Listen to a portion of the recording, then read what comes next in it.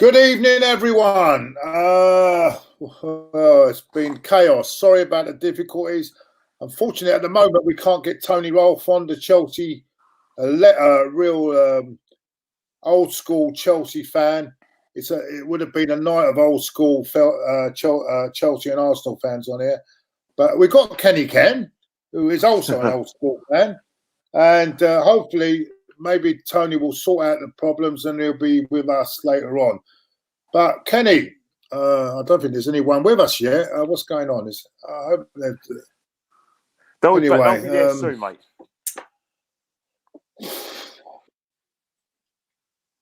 Yeah, I think there's a few coming on there. Right, as I say, Kenny, how do we start? Fighting performance from the Gunners. Fans were absolutely fantastic. We're like the 12th man. It was great to be an Arsenal fan again. And everyone getting behind the team. There was no rows, no fighting but amongst the fans.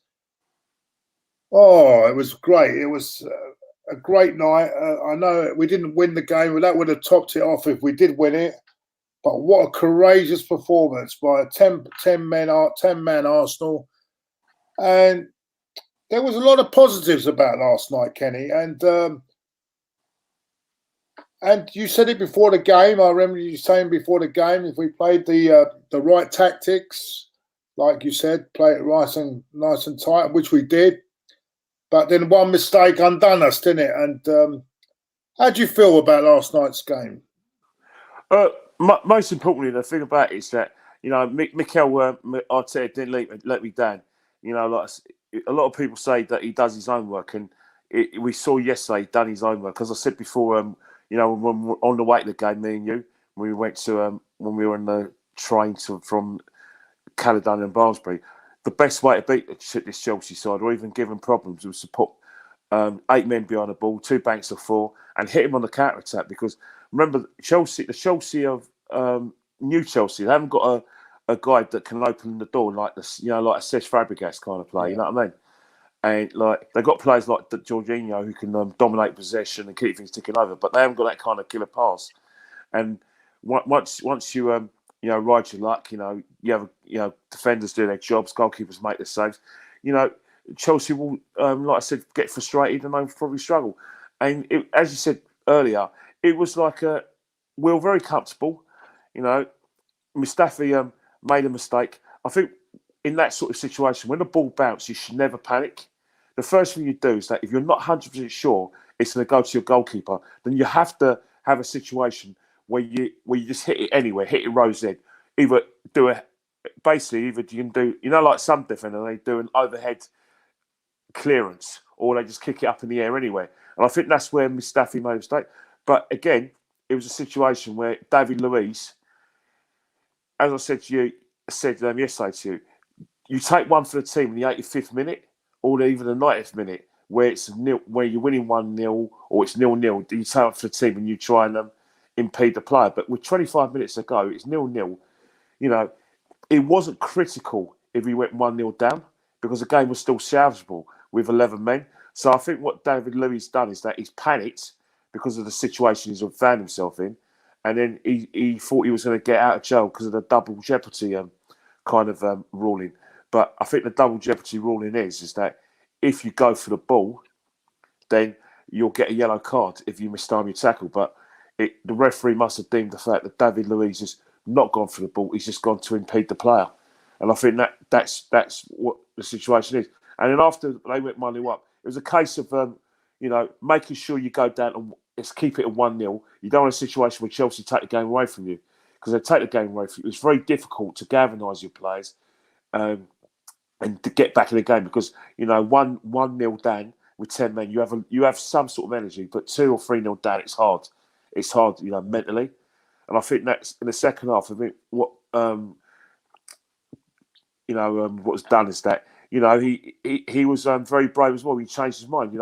We all thought that initially that he was going to take off Martinelli, but he got in half time, changed his mind, and then the substitution he's made was not so much Rob Holding on for Martinelli, because that was what he was going to do. It was Mesut Ozil being taken off for Guendouzi, and I think that's the right decision, because I think, there's certain games where you're down to 10 men and you want to sort of still engage the opposition, where maybe definitely Mesut Ozil just wasn't going to be one of those players, especially going to harry, run, make himself difficult to beat. He's one of those players who's still going to want to create something. And if there's no creative there, then it's pointless having him in. And I think Guendouzi will make tackles. He would harry. He would get in the face of the midfield like Kovacevic or Jorginho, and he will create a situation they will make mistakes. And that's what's happened. Great goal from a corner routine where Willian's made a bad pass. Martinelli's intercepted it. Like a bit of a tumble. Bit of a tumble from our friend from, like I said, Chelsea, and it made 1-0. But 1-1. And one of the things I did like about what we did is that we still were probing. But again, it's when you make that mistake, when there's no problems there for the goal. I think Lacazette needs to be part of the wide awake club for that. And then Chelsea goes 2-1 up. And this is where you see a different Chelsea, Claude. The Chelsea of old with John Terry, Lampard, Drogba, players like that, Carvalho, they game manage that situation out. 2-1 stays like that. Remember last season when they scored pretty late as well to go 3-2 up? They closed the game out. Well, this Chelsea side's got a lot of youngsters. They haven't got the experience. And things like game management, you learn with experience and a few years in a game. And what's happening is that because they haven't got that game management, they're sitting back and they're inviting us to come at them, and we're getting more of the football, and that kind of that pressure enabled us to make it 2-2. And after that, it was one of those things where, do you go for the winner? Did Chelsea go for the winner because they're a bit worried about our pace? And it's one of those things where we just ran out of time to see if we can affect the game. But one thing we'll say is that Arteta's message is getting through in terms of they are playing for him. They do like him. They do respect him. And you have to take some positives from there. And I want to just, like I said, cement the point you made about the away support. The away support was absolutely fantastic. They never stopped singing, never stopped getting behind the team. It's one of those grounds where a lot of people like me and you look forward to going to, because Stamford Bridge is close to the pitch, it's the smallest ground, and it creates this sort of atmosphere for the away fans. We never stopped singing. You hardly heard their fans. You know what I mean? Absolutely. I said on Ryan on the podcast earlier, I said to Ryan, I thought the fans were 10 out of 10 for me. Yeah. Fantastic. Absolutely. I don't know where it come from, because the last few games it's not been there, but it came there at the bridge. And maybe, know what I'm telling you, I'll say this, Kenny, and I think what it does, if the fan, and I'll say this, if the fans can see that players are giving it all on the pitch, that's when they'll get behind them. And that when they see that, no matter we're losing, winning, they know that the players are giving everything on that pitch, giving everything they've got. That's when the fans will definitely get behind the team. And they were brilliant, they were absolutely brilliant. Definitely. Absolutely. I think the thing is, right, you look at some away games, right, the performances ain't that great. There's, like I said, last few away games, not so much Bournemouth. You were there, Bournemouth, I wasn't there, but Crystal Palace, you were there, Everton as well. There was a lot of silliness, a lot of divisions, people getting distracted by issues that they've seen on social media, and they weren't concentrating in the back of the team. And yesterday it was quite united. There was a token gesture yesterday, people trying to create a song that but they soon got shouted down, because it's Chelsea away. We've got more important things to do it. No, there's always going to be a couple of idiots. But I hear Man United are 2-0 down. Is that right, Kenny? 100%, mate. It's on the 88th minute with 40 seconds to go. We don't know how many injury time to go. But Burnley. Yeah. Well, I'm not sure. Yeah, but Burnley always give Man United some banana skins, because last few games Burnley have been 2-0 up, and Man United need to force it to 2-2. But Man United are kind of struggling at the moment, because Burnley have got men behind the ball. They're blocking every cross. They're blocking shots. Man United have gone close. I'll tell you what, they say Ollie at the wheel. I think he needs to go into quick fix tomorrow. I think the thing with Man United, right, is that thing about it, right, is it's very they're very lopsided. They'll make a big signing, and then they won't try and sort out their spine. And I think that's what Man United did. But at the end of the day, Man United's problems are not really something we should be worried about. Because at the end of the day, they've won more matches in the Premiership than anyone else, won more titles, Premiership titles than anyone else. They just scored. Or is it? No, it's been chalked off for the offside. The referee's just going for offside. Luke Shaw. No. I think Luke Shaw was, like I said, put a header past Pope, but the referee's given a foul, an infringement in the box, and he's called it off. I think he's going to VAR. I think John Moss. No VAR. No. Yeah, I think John. Let's have a look. Yeah. So Wes Bissaka's it's a cross from Massa, and it's a bit of a push by Luke Shaw and the Burnley defender Tchaikovsky, and that's why it's a push from Hendrick, and the referee's chalked it out. Although VAR are having a look at it and see if it's going to be a goal. So it's 4 minutes. So we're 4 minutes into injury time. Man United are 2-0 down. VAR having a look at it. John Moss is going. So we still wait. It looks to me. Hold on 2 seconds, Claude. What does the picture show you, Ken? I don't see if the VAR works, mate, because it's getting on my nerves now. Because first, let me just interrupt you. The goal hasn't stood. Burnley are still 2-0 up. There's still about 3 minutes left of injury time, and the Man United fans have left the ground early in disgust. Yeah. So let's go back to Arsenal-Chelsea. Yeah, well, before, I mean, as I said, the wheels are coming. They say Ollie at the wheel, it might have to go in the quick fit. I mean, yeah, but you've got to realise, right? Let's not like I said, laugh too much, because remember, we're not at the. No, I'm not laughing at that. I'm not laughing at them, but for the money and the reputation that they've got and everything they got behind them, they're one of the biggest clubs in the world. And I'm not being funny. They should be doing a lot better than what they are. Yeah, definitely. I was clumped. Just checking something. Won't be. I'm just on you. Don't you worry. Yeah, just gonna see if I left any gas on. No gas. Yeah. All sorted. Yeah, because it's got. I think I made some like lamb chops, and I put a lot of seasoning. That's all we need is an explosion on the show. No, don't worry about it. It's all good. Man United is still struggling. It's 0-0. It's 2-0 to Burn. 2-0. I bet Spurs are winning, aren't they? Spurs won 2-1. We're winning 2-1 the last time I had a check. Son made it 2-1 for Spurs. And Leicester won 4-1 against them at West Ham. Leicester won 4-1, yeah? So they're back. They're back in the mix. But, you know, West Ham's a bit of a gimme sometimes when you play. Spurs are 5 points clear then of us now. Who's that, Burnley? Spurs will be about five clear of us now. Yeah, you'd have thought so. Yeah, definitely, yeah. Oh, dear. Never mind. Anyway. But Burnley, you know what? Burnley, I mean, I can't believe it. Burnley, this season, there's been some strange results, yeah? Well, I don't if you look at the Man United side, right, Rashford's out for a while. You know, still haven't got Pogba, but Tomlay's injured as well. The midfield backroom. I think that's the big one.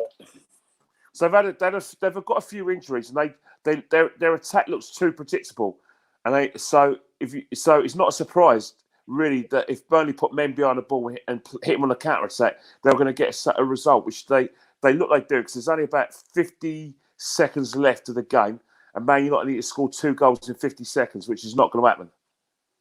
Yeah, question from Alex Wilden. Can you imagine the players we have now at Highbury? Bloody hell, the atmosphere will be mad. The old North Bank and the Clock End core, it would be mad, he said. Yeah, it's definitely right. Yeah. I think the thing about Highbury is that Highbury is a very small pitch, and it was very close to the stadium. It was, and I think that's the thing about Highbury. We do miss Highbury, and it is a struggle to create atmosphere at the Emirates. But you've got to realise that a lot of big grounds in England, it's hard to get atmosphere, because you look at the Emirates, they struggle for atmosphere. I'm sure they struggle for atmosphere at Spurs' ground, even though they've got it pretty close to the pitch. And it's definitely the same, when you look at Man United right now. And I think someone said it's 3-0. 3-0. It's not 3-0, is it? No, it's 2-0. 2-0. Trust me, I'm watching it now with my own eyes. Yeah. And the referee's about. The referee's about to blow. No, the referee's about to blow his whistle any minute now. Any minute now, John Moss is going to blow his whistle. No, it's not finished. It's still gone over 20 seconds over. It's finished again. No, it's still going on, mate. Shot and a shot by like I said, Jesse Lingard. Pope save. Game over. Burnley have won 2-0. Man United are, like I said, they're in a bit of a state. But as you say, since Sir Alex has left the football club, they've looked rudderless. Is there a match today tonight, Kenny? There'll be match. I'm sure there'll be a match a day in about like 20 or 30 minutes because there's a full Premiership programme. Okay, yeah. I thought last night's game was an amazing game because it was a lot of good football and a lot of hard fighting qualities. You know what? Going on about Chelsea as well. I had a chat with Tony on the fan cam, and he's Tony's absolutely old school Tottenham, old school Chelsea fan. Yeah.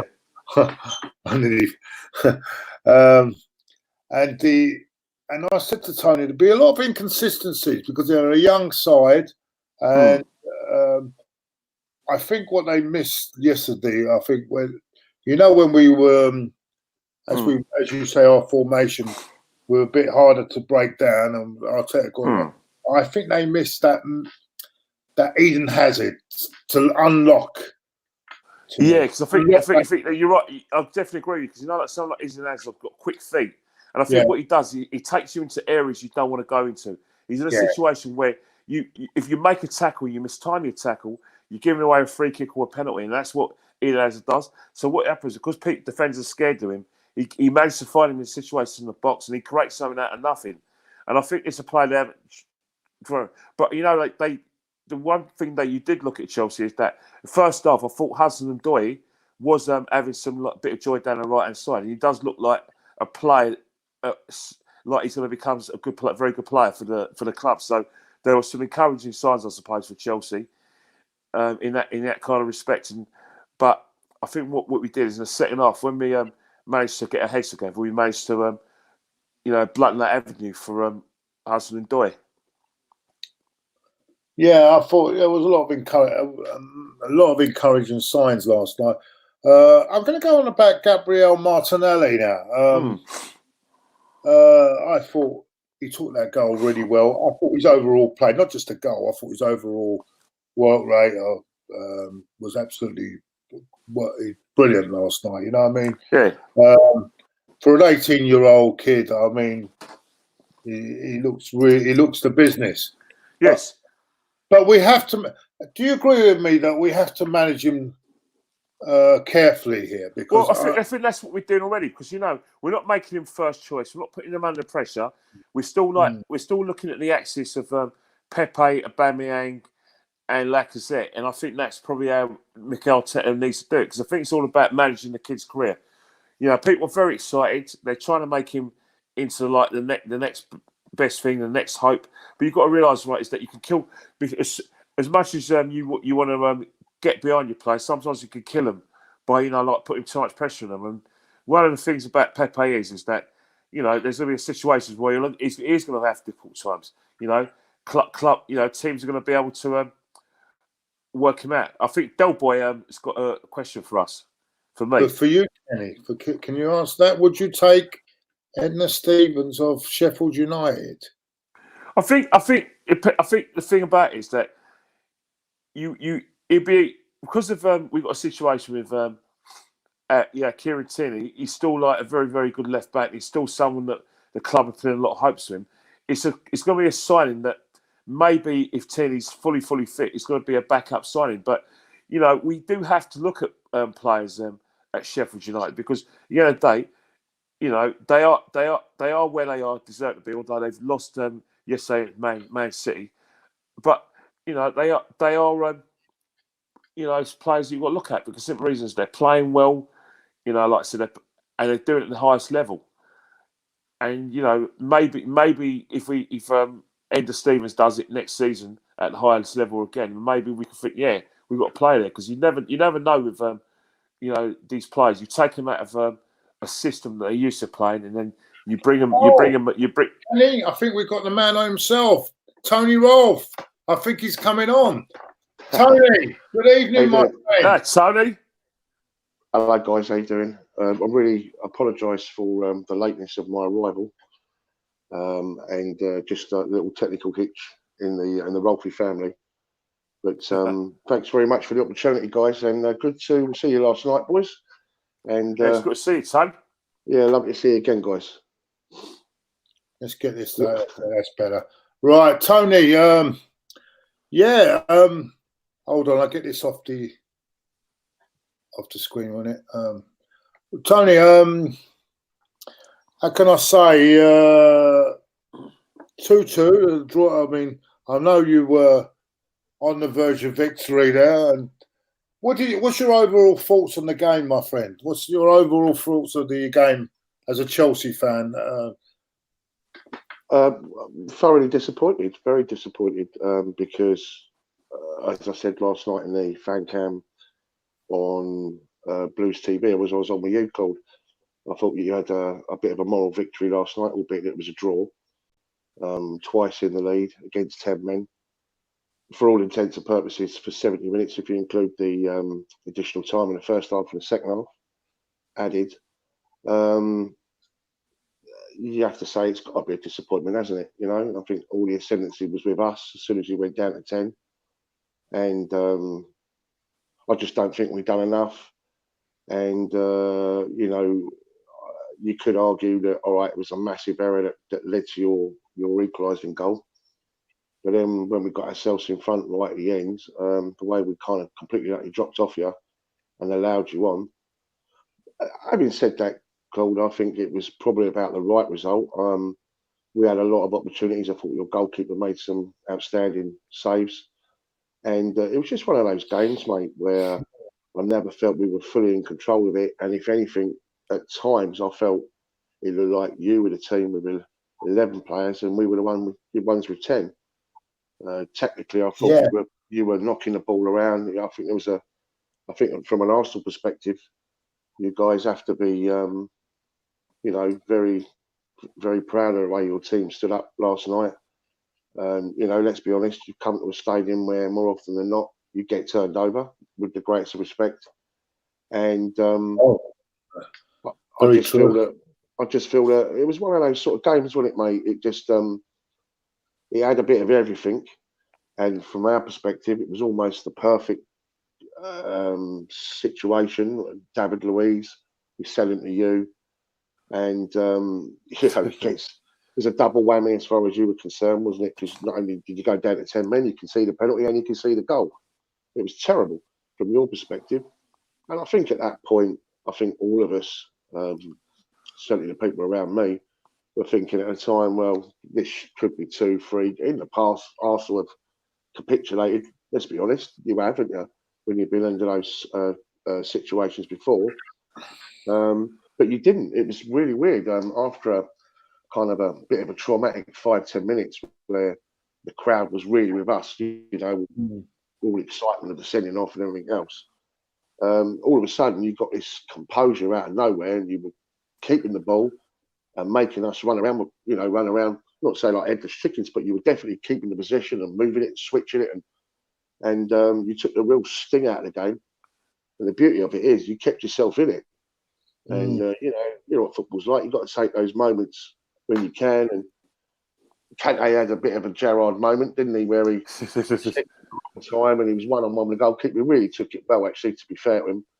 And your supporters then, you're all now starting to believe, aren't you? You know, you've come back from the, let's be honest, I think most of you in your, you know, in your section of the ground last night at that point, or up to that point. I don't think any of you were really expecting you to win that game.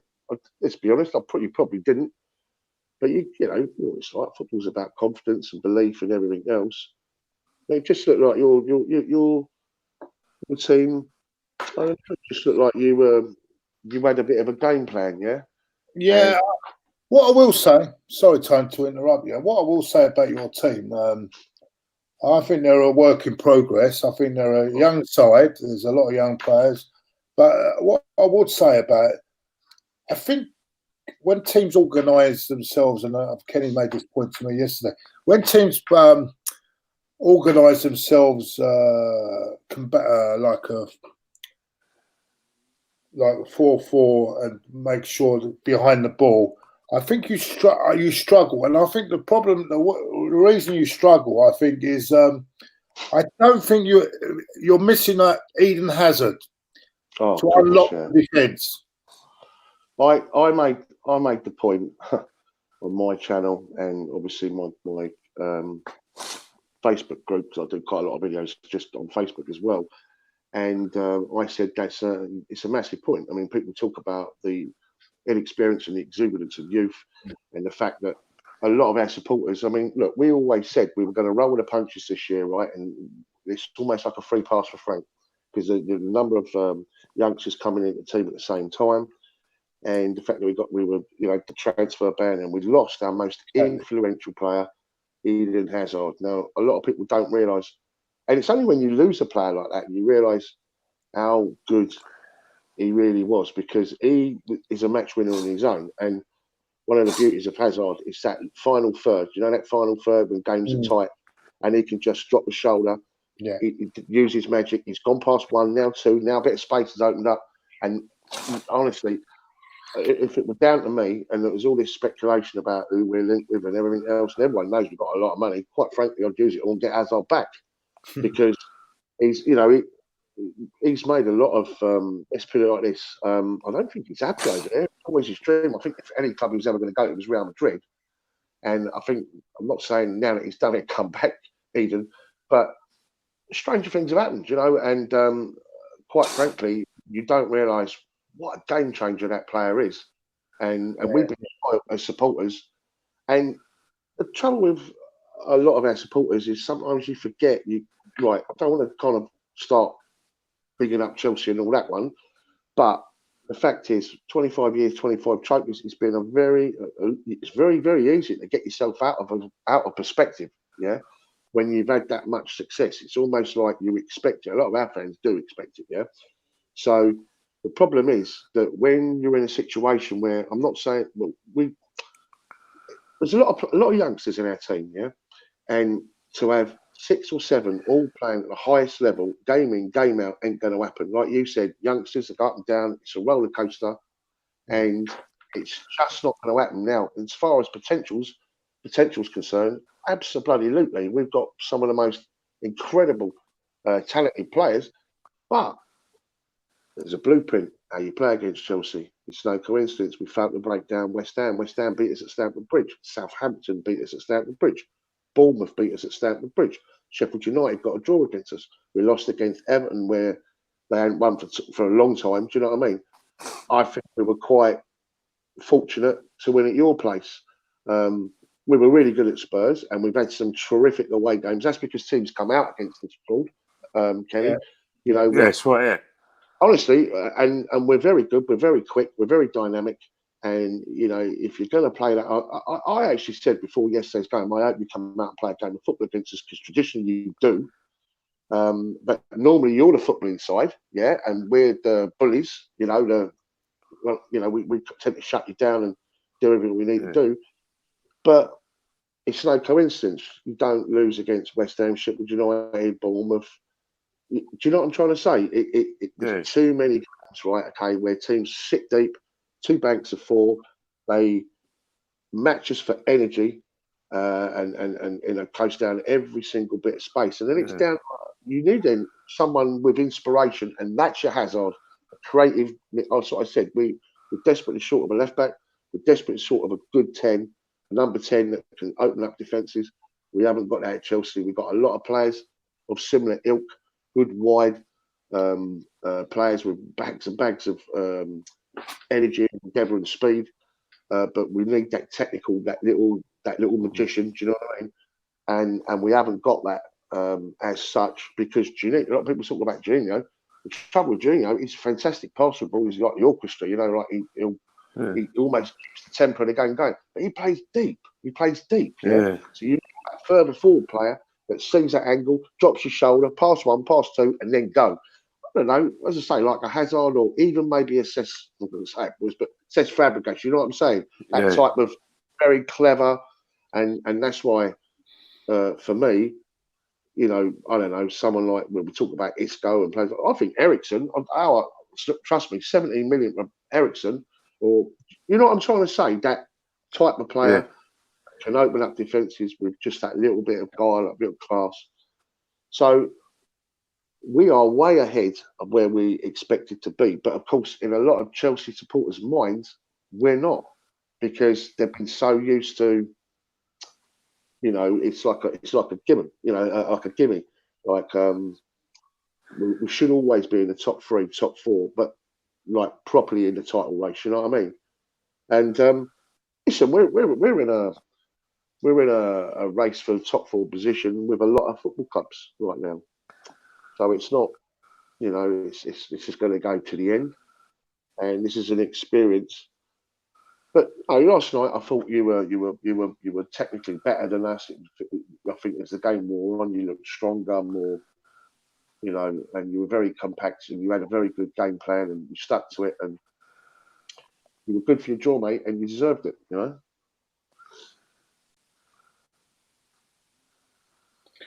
Yeah, I'm sorry, Dave, I'm just reading some of these messages there. There are some right idiots on this fucking. Oh, is it? I can't see the chat while getting slaughtered, am I? No, not you. No, I'm Oh, getting slaughtered, mate. Don't worry, they wouldn't slaughter you, man. They're slaughtering me, and not some horrible comments, but I'm trying to block them. But maybe anyway, if you've got nothing better to do, well, I don't know.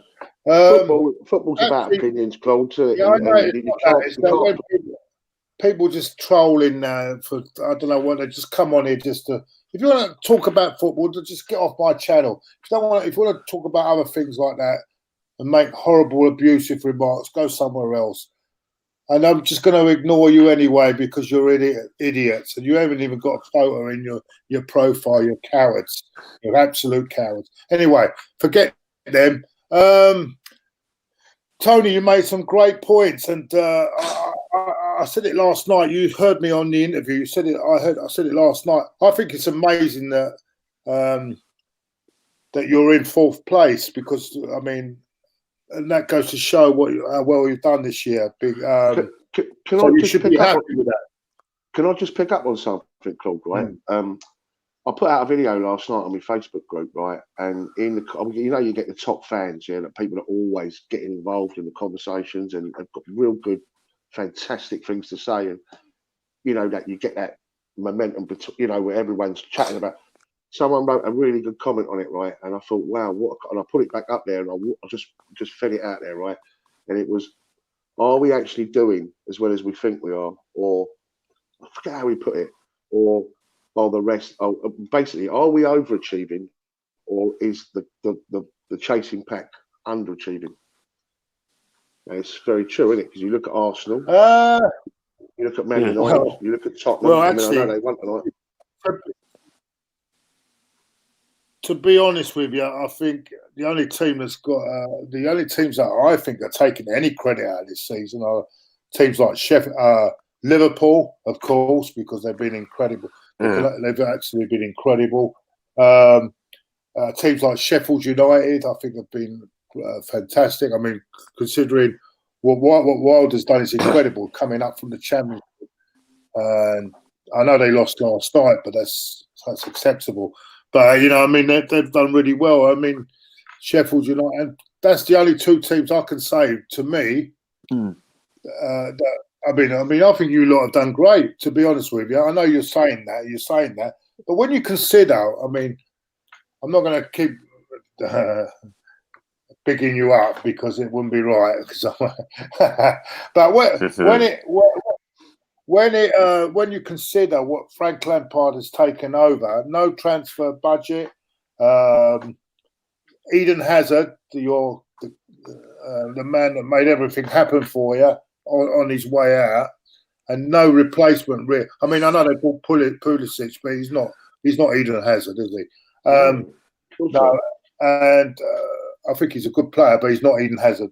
But you've done incredibly well. I think you've done really well, and I've got to say, I mean, of course, as I said last night, when you've got young players, there's gonna be inconsistency. There's not going to be great. Look, you started off with a 4-0 Man United. I don't think it was. I think that the scoreline was a bit unjust, really, to be honest with you, because I watched the game. I don't think 4-0 was done you any justice,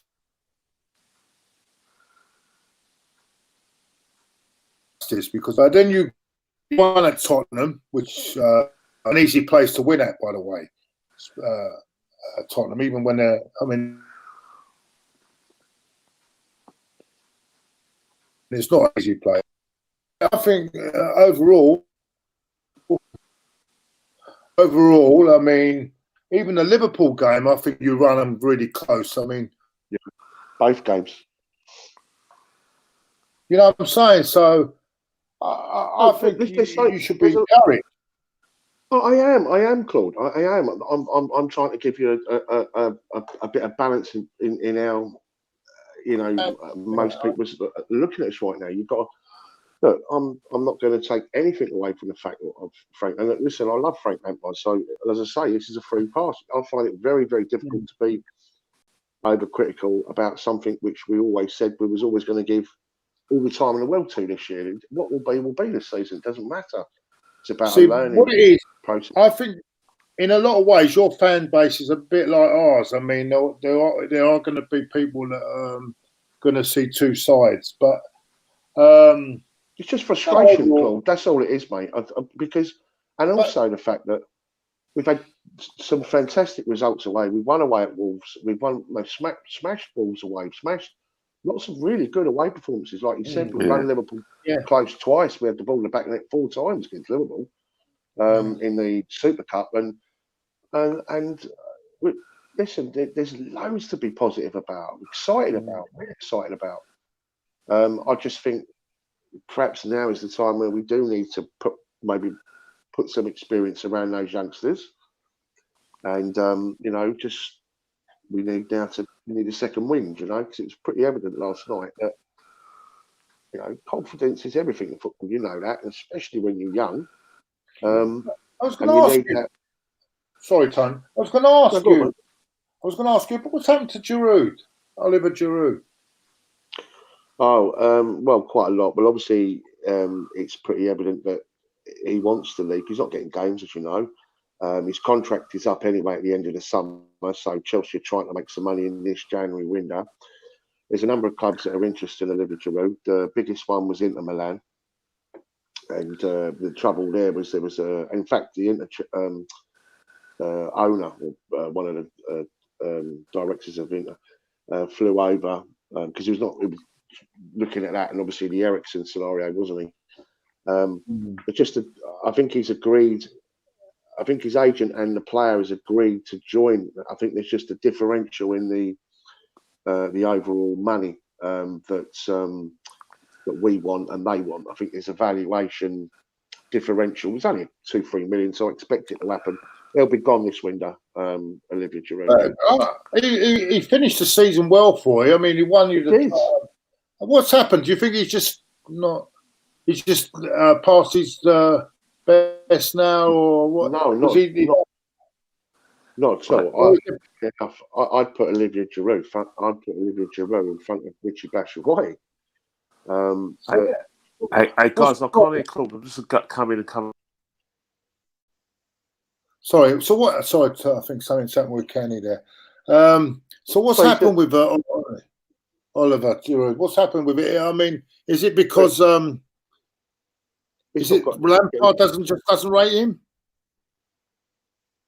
He hasn't really been injured either. Well, he has been injured at various times, but he's just not got himself into the squad. You know, Michy Batshuayi, I think Frank was always going to give Michy a bit of a run and make a decision on him, either in this particular window, if we could run in it, or obviously in the summer. And of course, the Batshuayi situation, there was a lot pending on whether we'd go for Wilfred Zaha. But I think Giroud is one along like Pedro. It's those players that are coming to the end of their contracts. You've got to remember Pedro and Giroud can go on a free in the summer.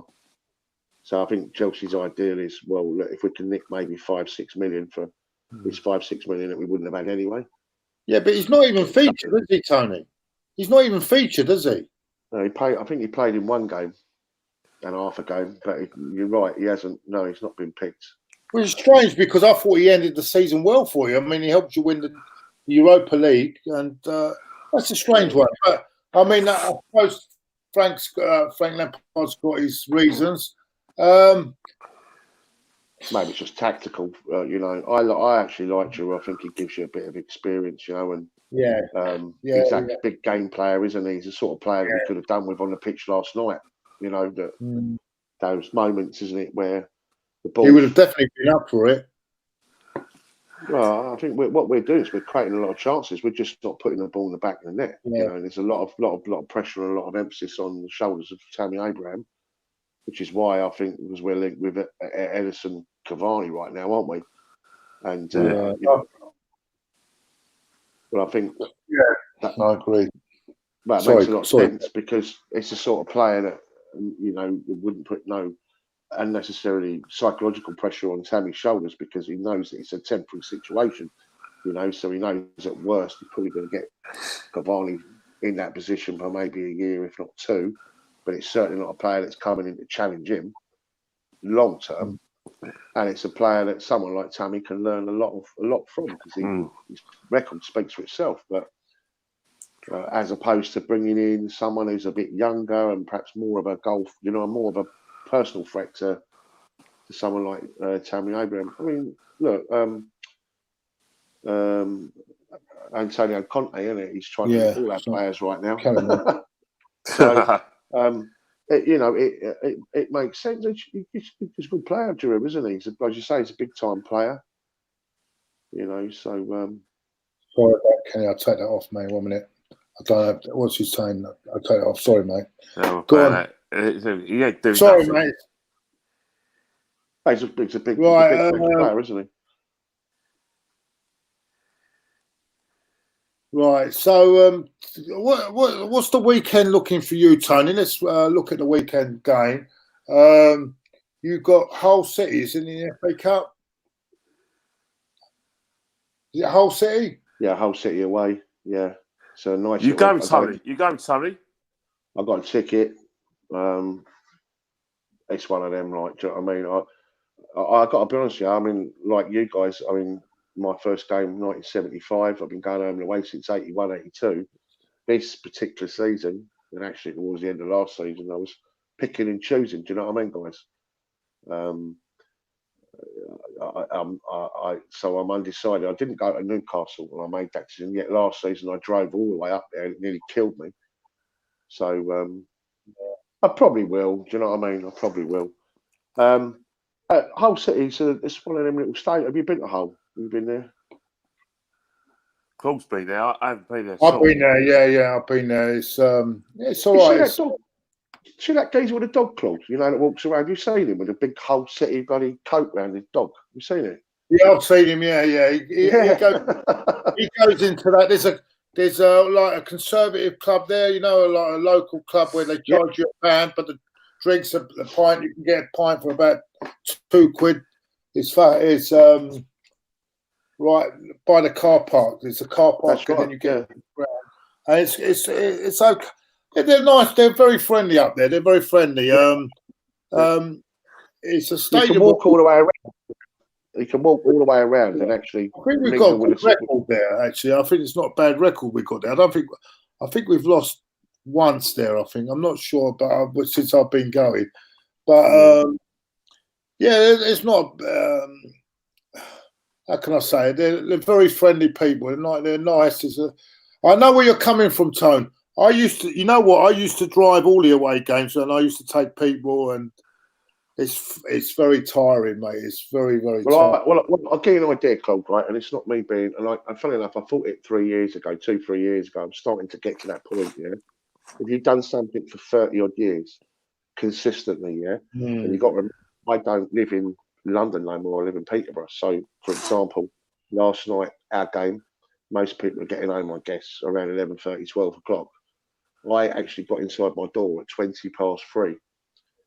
Time we get home. That's what I'm saying. So time we get home and have a cup of tea and all that, and then eventually get to sleep, it buggers you up completely. You know, you do especially if you've got to be up to work in the morning. No, it's fucked, isn't it? You just and that's how I've lived my life for years and years and years, Claude. And you know what it's like. I mean, nowadays they can call a game on 12 o'clock in the morning.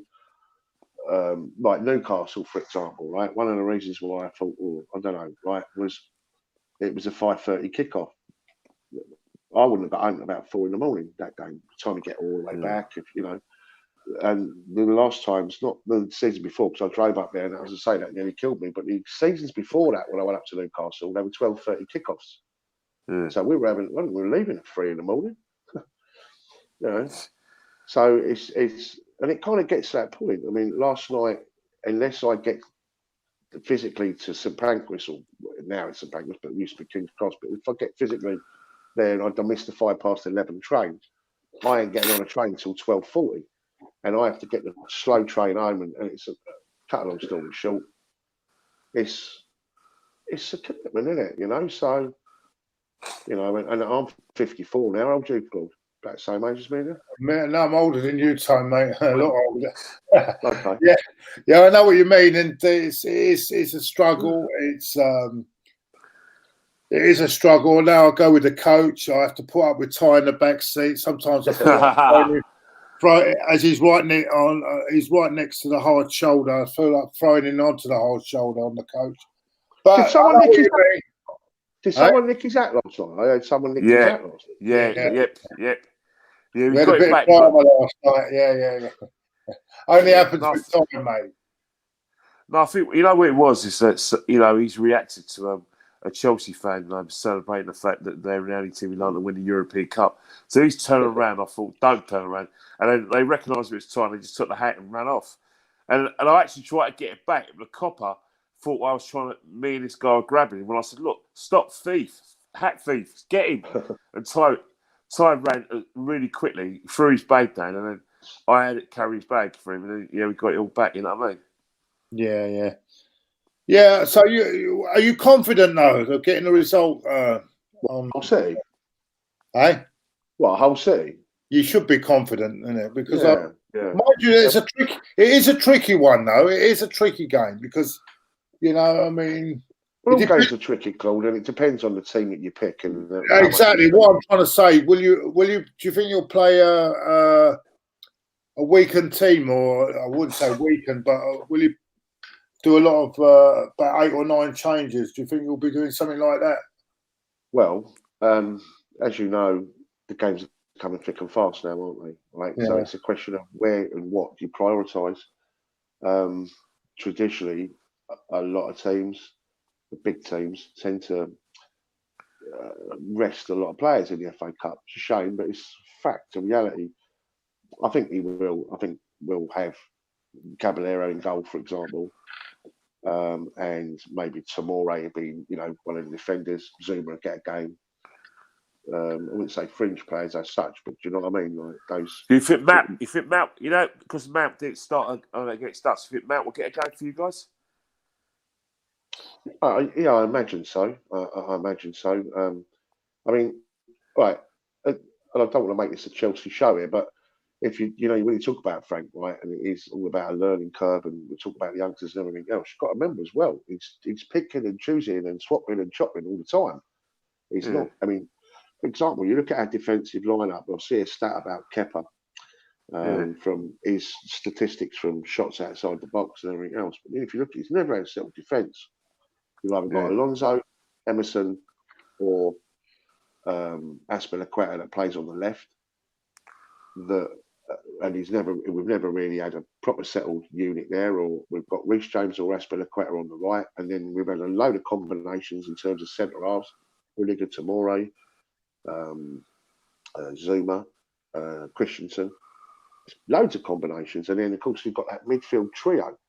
Kante, Kovacic, Juninho. Do you know what I mean? Or Barkley or Mount. Or it's never been settled. And then on the wings, it's either Callum or Pulisic or William or Pedro. Do you see what I mean?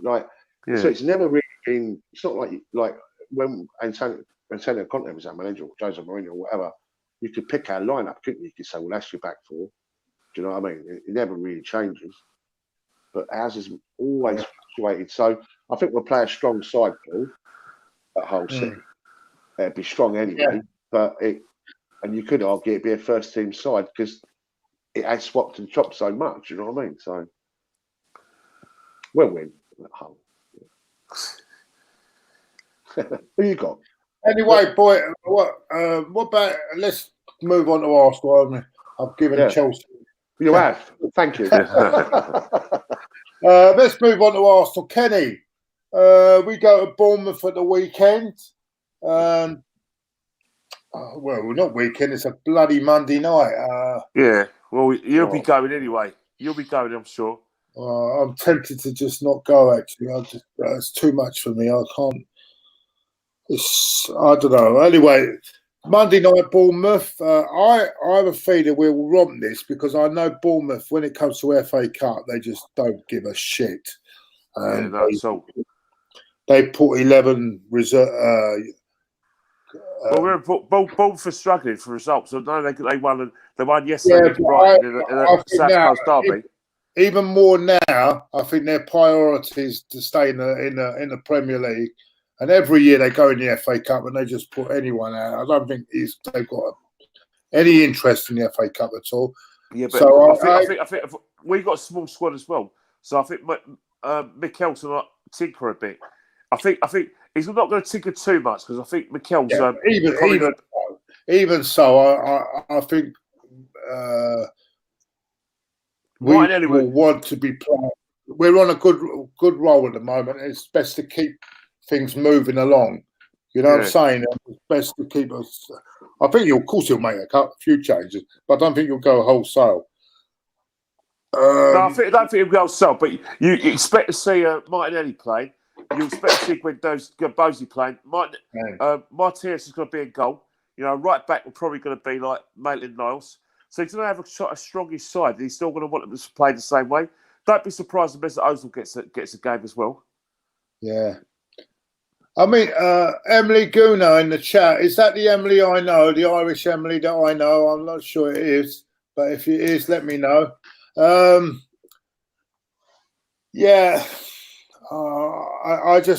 feel we should win comfortably, Kenny, and I don't think there should be any problems.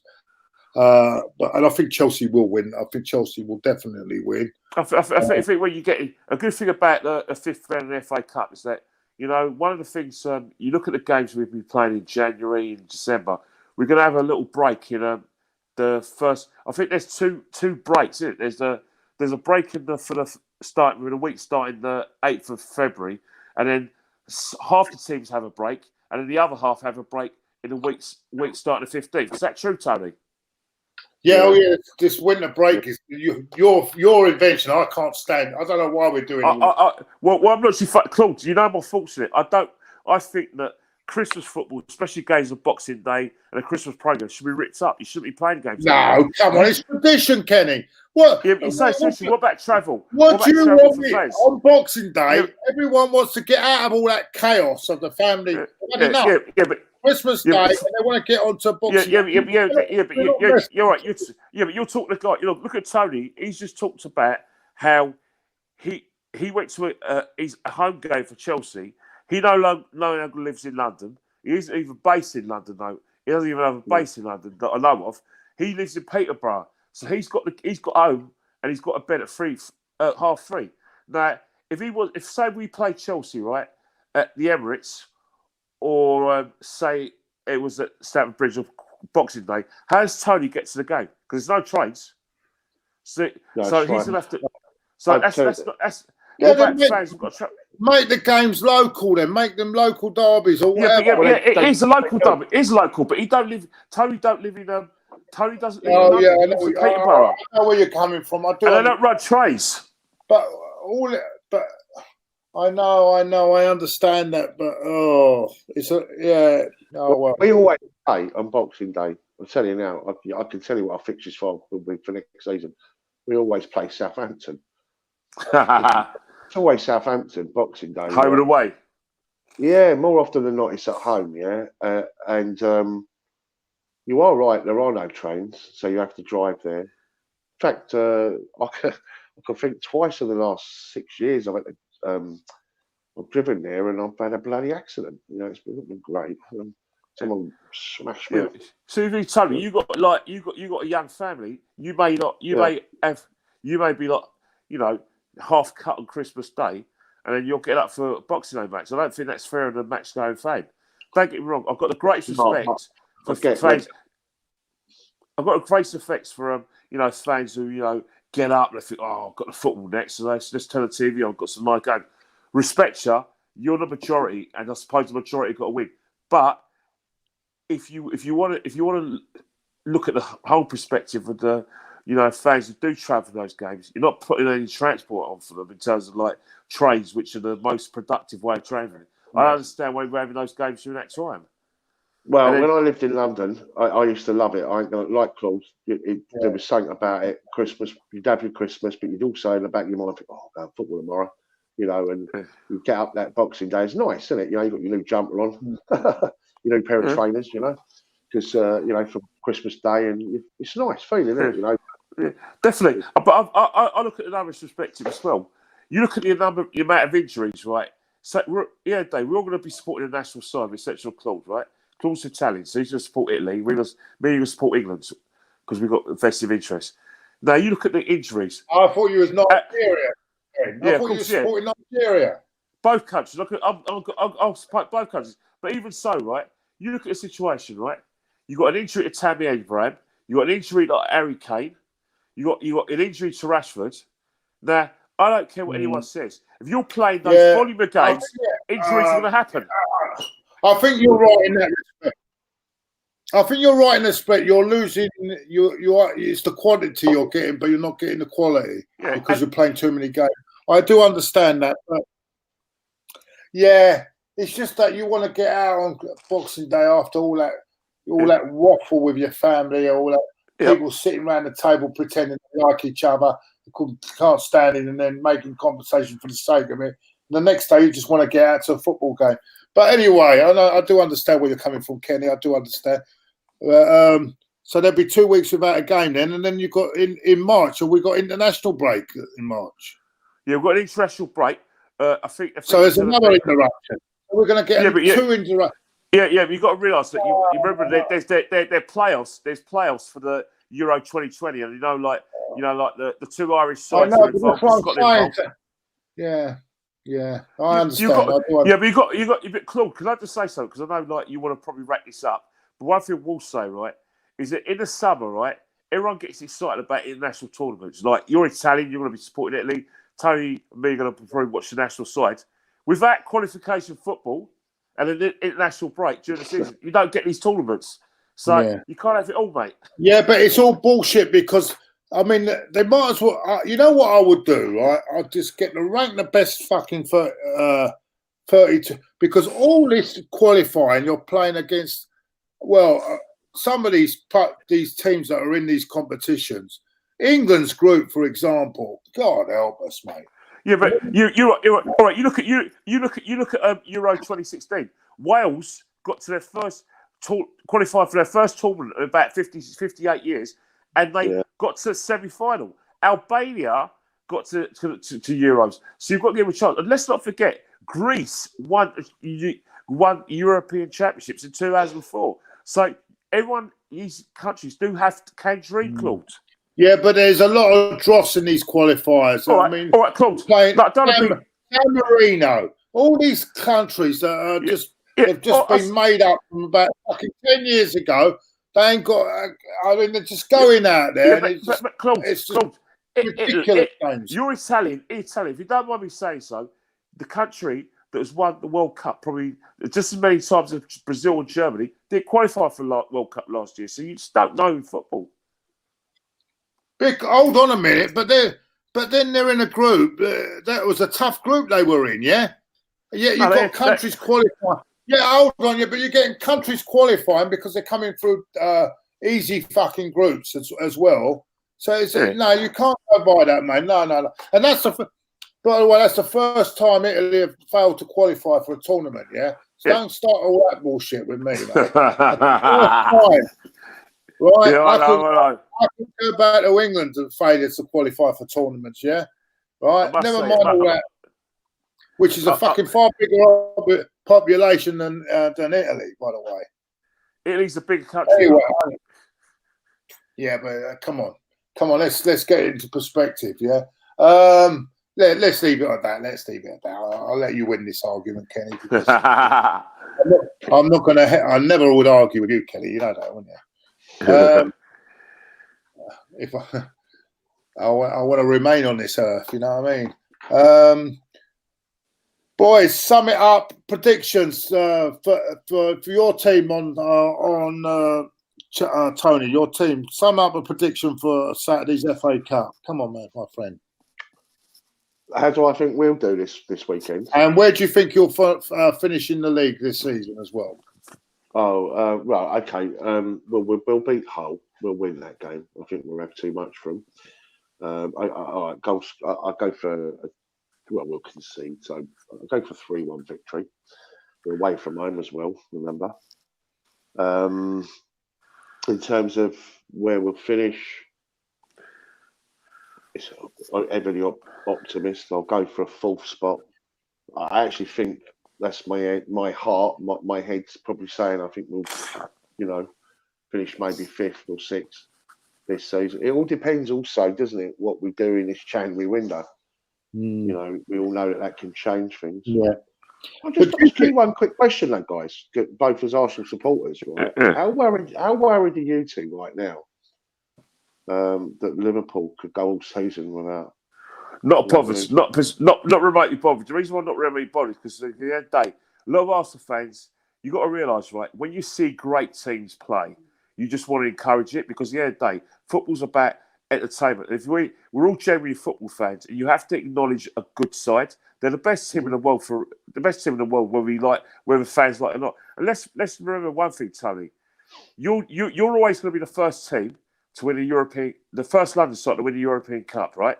Nobody's ever going to take that away from you. And we're going to be the first team, modern team, to go unbeaten in the Premiership. So we've got that record already. So it's not. We're going to be the first ones to go in the record books. All right, Liverpool might get more points than us, but I look at it this way. Let's concentrate on ourselves. You know what I mean? I'll answer that question. Yeah. I'll answer that question. Not bothered at all. I'm sick of hearing about it. And I'll tell you another thing, Tony. I would have taken 2 defeats, 1 defeat, even 2 defeats that season to lift the Champions fucking League. Yeah? I'm not bothered about it, because to me, that goal, all this bloody gold trophy that Ty goes on about, yeah, great. At the end of the day, it's a league title we won.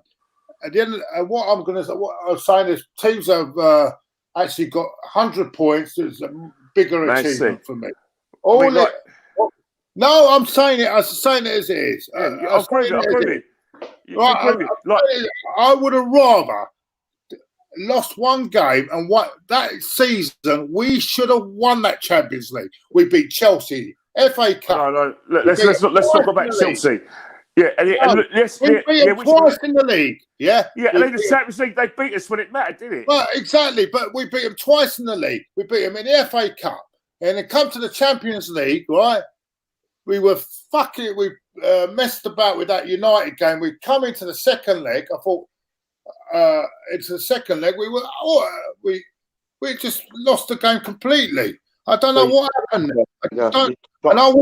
I'm sorry, all this invincibles, and that's what Ty goes. But Arsene Wenger got his tactics wrong in that game. Basically, what's that? He always did in Europe, though. That's the thing. But in that game, when Chelsea beat us 2-1 at Highbury, we were overconfident when we won 1-0 up through Reyes. And what happened is that Chelsea had a spare man in midfield, and they bloody made us pay for that. The minute they got their equaliser, we went on the Arsene Wenger didn't react to the fact that Chelsea had more men in midfield, numbers in midfield. We panicked. We actually went on a retreat. Chelsea came at us, and we invited the pressure. And we got exactly what we deserved. And do you know something? Do you know something else, Kenny? right? That goal that United got disallowed again. Is it Porto? Yeah. That if that had gone the other way, Mourinho would have been Chelsea manager. Would Mourinho be where he is today?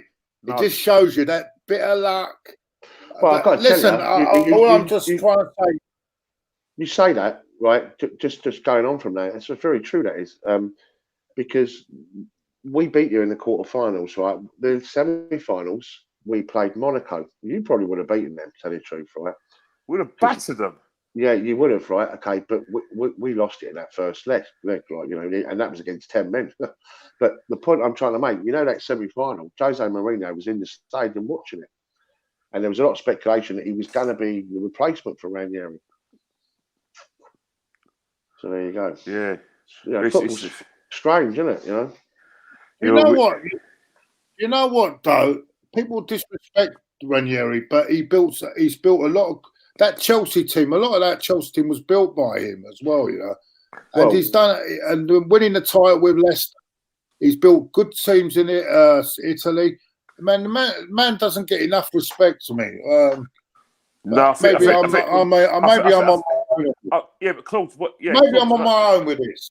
Claude, you know the thing with Ranieri, because I know you want to wrap up, but you know the thing with Ranieri, right? One thing we'll say, right, is that the minute the money man went to Chelsea and Peter Kenyon got to Chelsea, that was it. And Ranieri was a goner. Like, remember what did Peter Kenyon's words where he said? The first time I met Ranieri, I knew he wasn't the right man for Chelsea. That was it. He was done. He was a goner. Oh, Kenny's watched Blue Revolution then. Having said all that, he went on to win the DVD. Yeah, hold on a bit. He went on to win a title with Leicester. What he done at Leicester that year was incredible. I mean, yeah, but it feels like sacked him a year afterwards, though, isn't it? People, yeah, but that's football. But I know what you mean. But I think I live 38 miles away from Leicester, boys. Yeah, and quite often I go into Leicester. And I'm telling you now, right, when you go through the city, there's all on the walls and that, there's loads of murals of Claude Ranieri. Do you know that? Yeah. Well, Tony, my mother-in-law works at Leicester City, so yeah, I'm aware of that as well.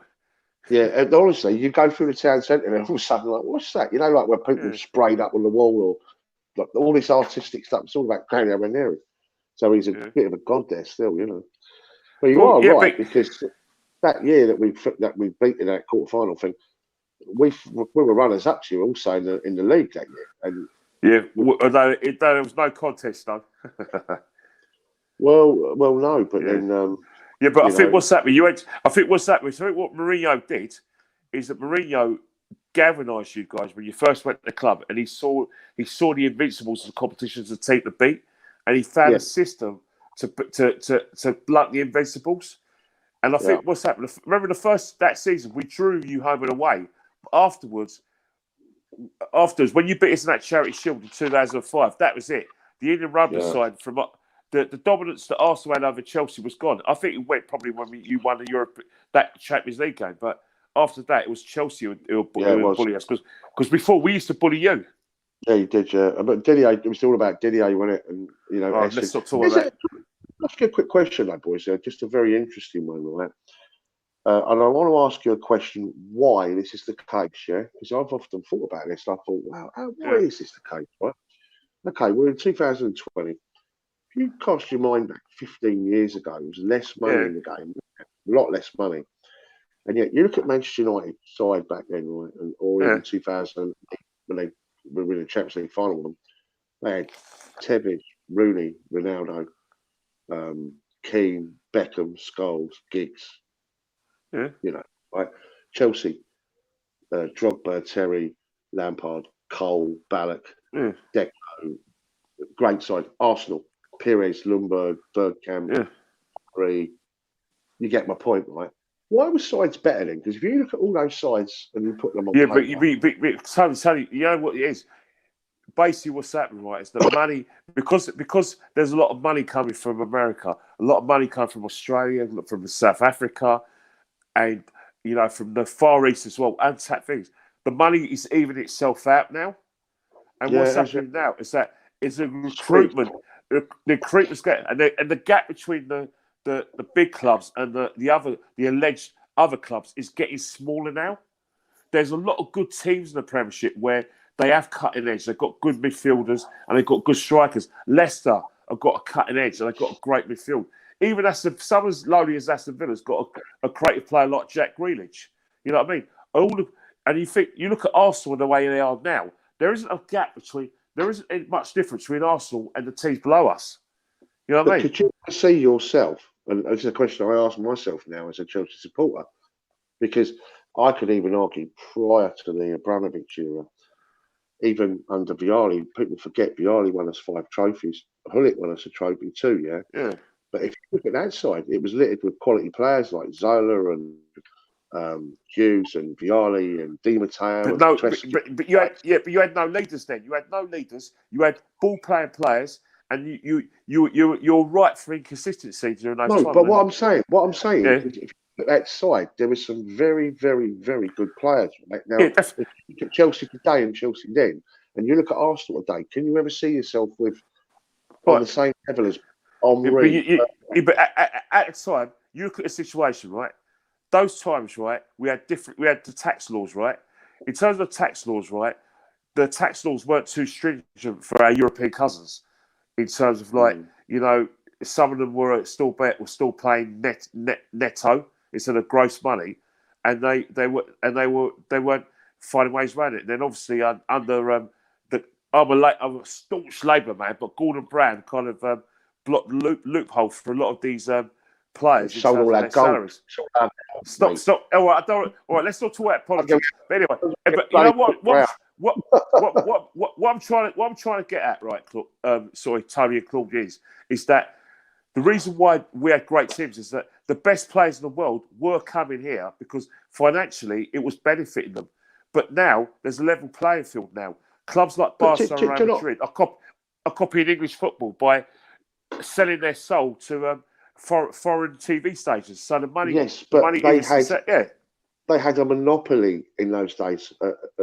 Barcelona and Real Madrid, they had a lion's share of the cake, yeah. And I have had this conversation with Claude the last 5-6 years, mate.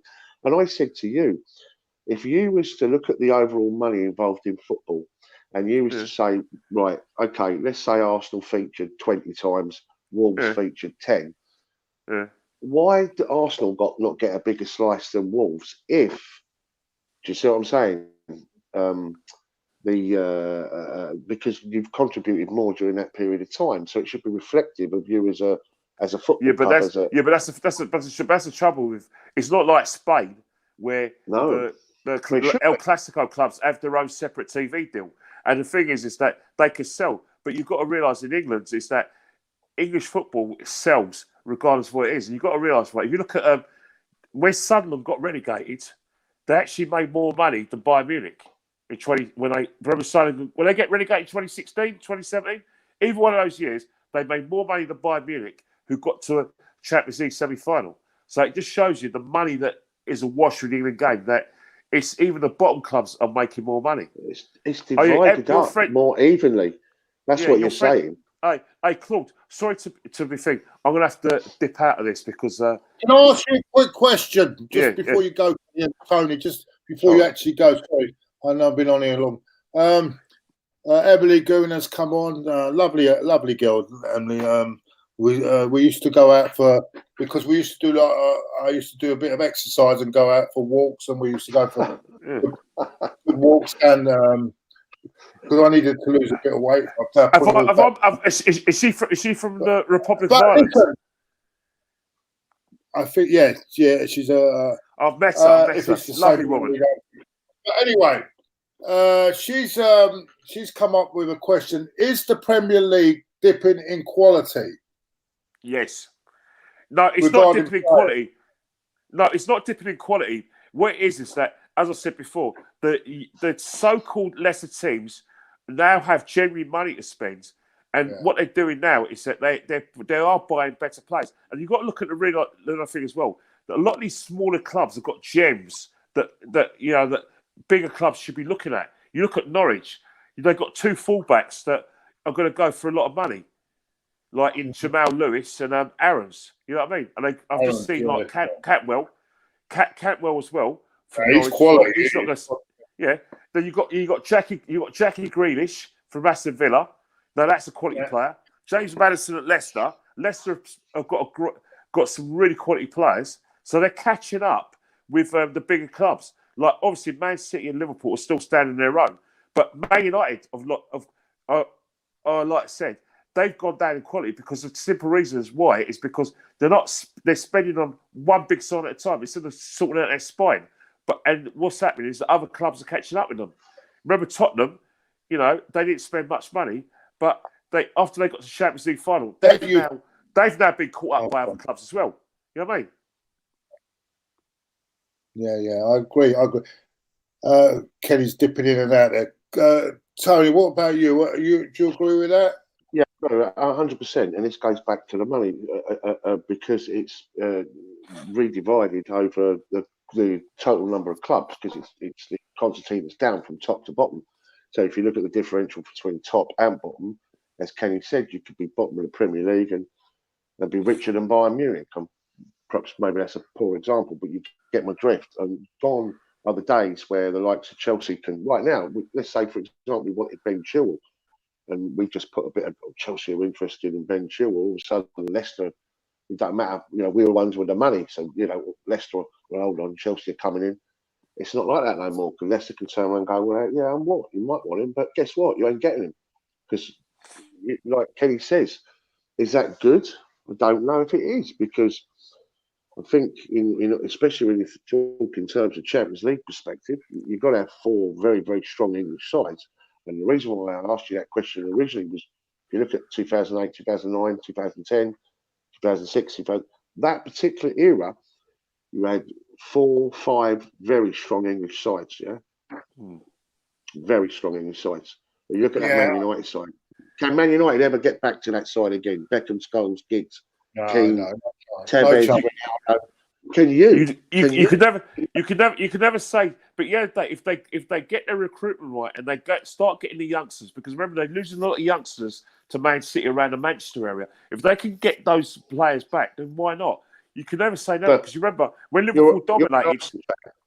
You're an Arsenal fan, right? You're all Arsenal fans, right? Right, and you still sing about 49, all that stuff, and you still remember 2004, 2003, 2004. That period of time. That was your golden period, let's be honest, right?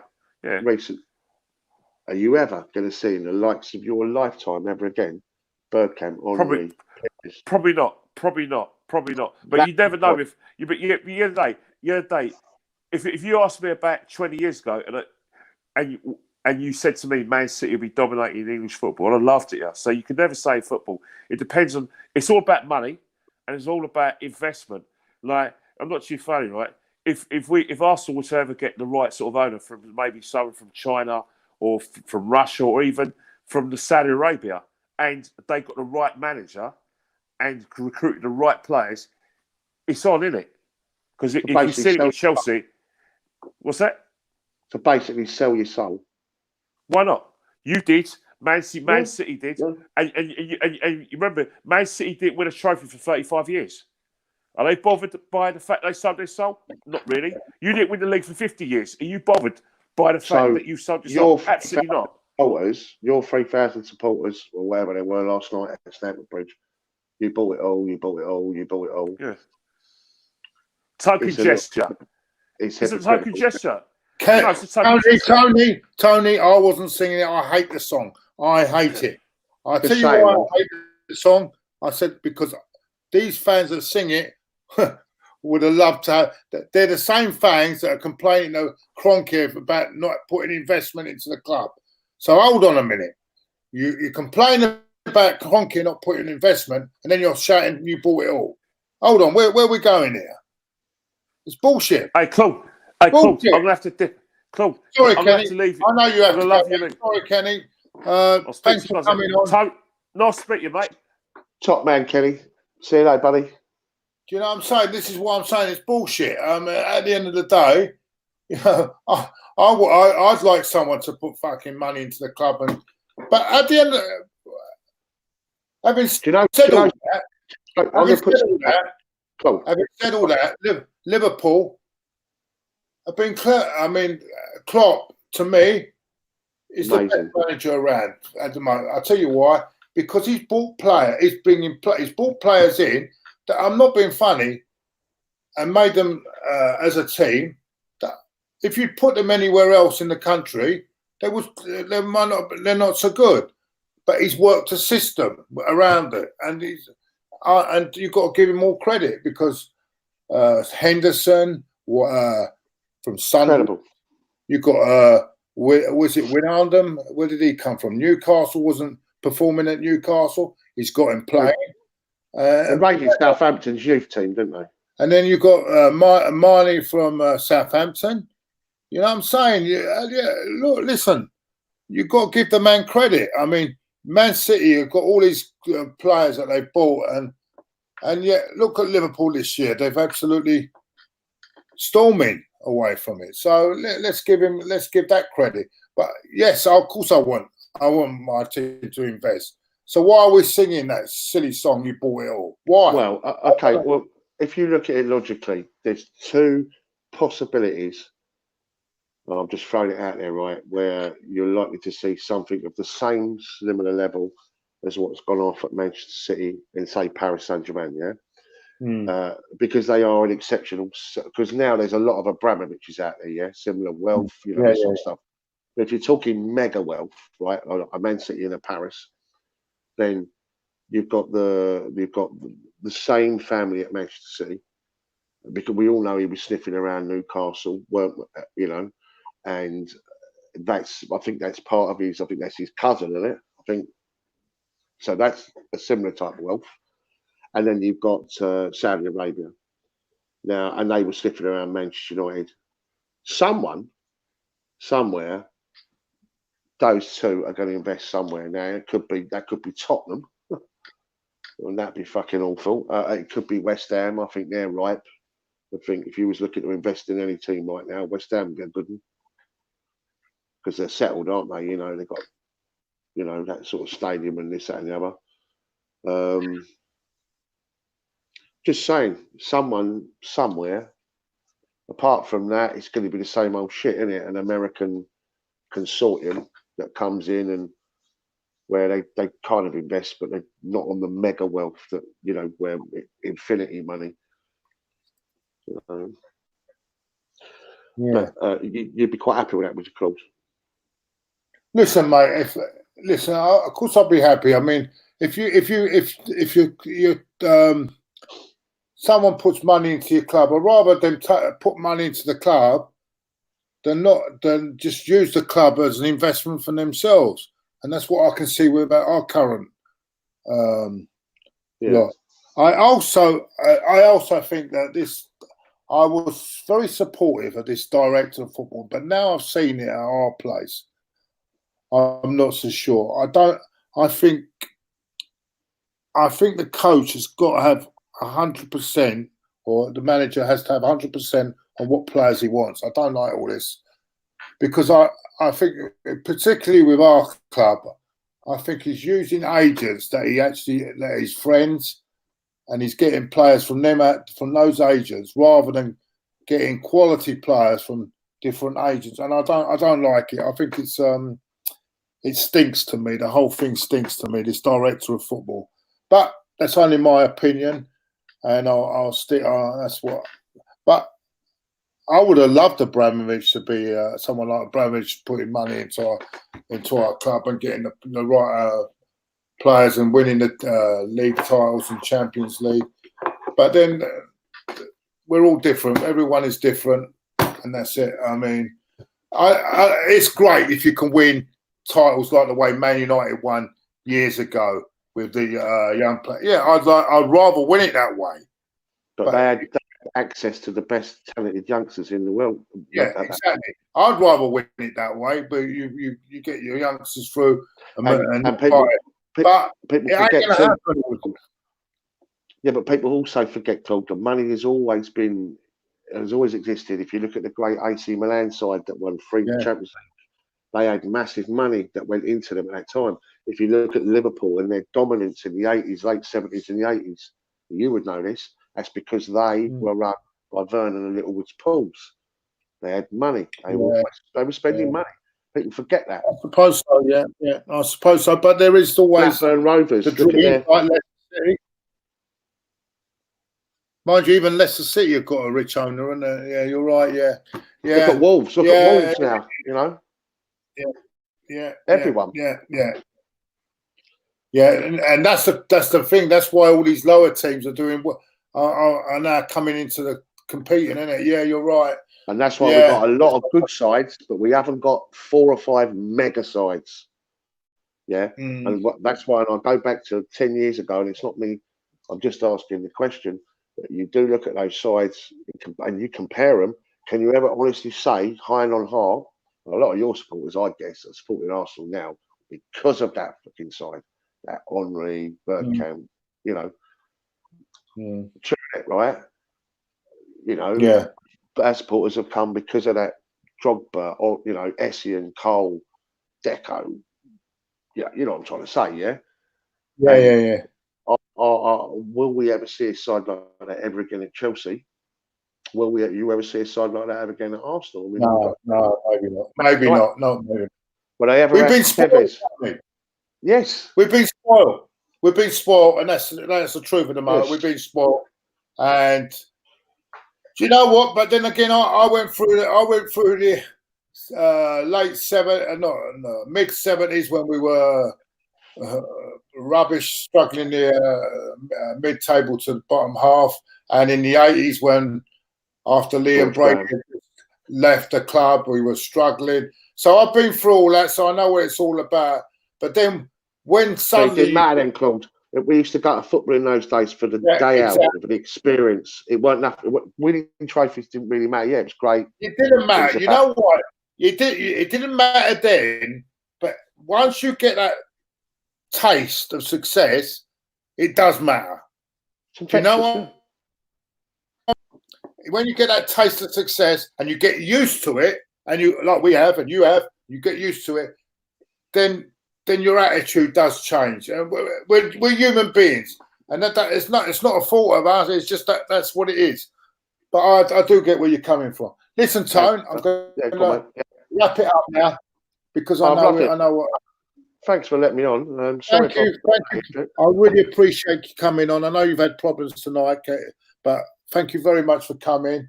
And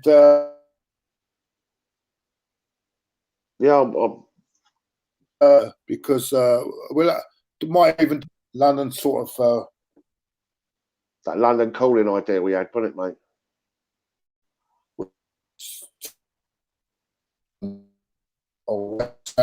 Something like that in the future. But listen, thanks for coming on, Tony. Really appreciate it, and good luck for the rest of the season. And speak soon, mate. Yeah. Thanks, mate. Thank you very much, buddy, and much respect to you. And good luck to you as well. I always respect old school. I love old school fans. You know what I mean?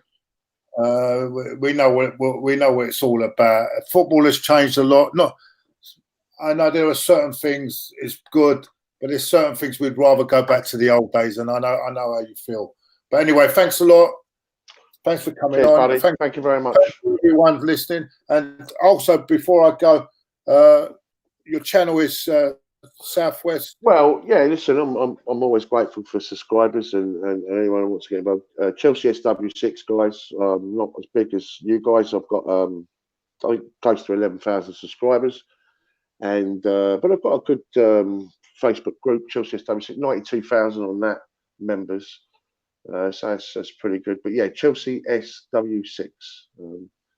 Thank you very much for that, Claude. Thanks, mate. Yeah, all the best, everyone. Thank you for listening. Thank you for coming on. Sorry about the problems I've had getting the show on because there's a lot of technical issue with YouTube. I don't know what's going on there. But listen. Thank you for all coming on and contributing tonight, and all the best. And no more hate. Always about the love. Thank you. Cheers. Thank you, everyone. Hold on.